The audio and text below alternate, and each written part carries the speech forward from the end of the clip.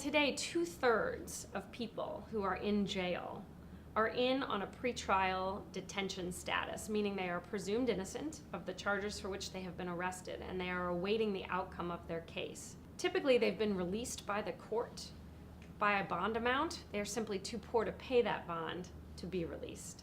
That translates into about 450,000 people on any given day who are being held in jail pending trial. You have a single mother of 3 arrested for shoplifting, first offense, and unable to post the small amount of bond set on her, in jail for many months pending trial until she accepts the plea offered by the prosecutor for time served, to a cost of the county of around $125 a day. What becomes of her 3 children during that time when she's incarcerated, detained pre-trial? And so we have examples of low-risk people detained before their trial at a high cost to taxpayers. The current system of bail in this country is broken. It detains those who are too poor to post bond, and it allows those who are too dangerous to be released because they can afford that bond amount. So there are significant consequences of pretrial detention for low-risk defendants.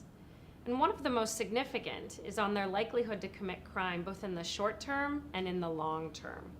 And so it's really important to understand that even if someone is able to post a bond, it typically takes about 12 days to do so. And by then, the significant impact of incarceration on a low-risk individual has already happened. It only takes a couple of days of pretrial detention for an increased likelihood of committing crimes, both in the short term and in the long term, to attach to an individual. There are also social costs.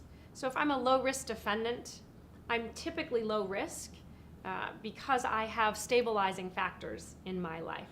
So if I am employed, if I do have a stable place to stay, and if I am connected in some way to my family or community, those 3 things get disrupted very quickly during my pretrial detention. Over the last 10 or 15 years, many jurisdictions have moved in the direction of using pretrial risk assessment instruments to help them differentiate between people who are safe to be released and people who are too dangerous to be released. But those tools have typically been expensive to develop and have had to be homegrown. So one of the advancements in the research is a national model for pretrial risk assessment. This will enable smaller jurisdictions or jurisdictions without the capacity or the finances to create their own pretrial risk assessment instrument to use this national model of pretrial risk assessment that can be done at booking. These are non-interview tools, meaning that you don't have to go into the jail cell and interview a defendant in order to gather the information needed.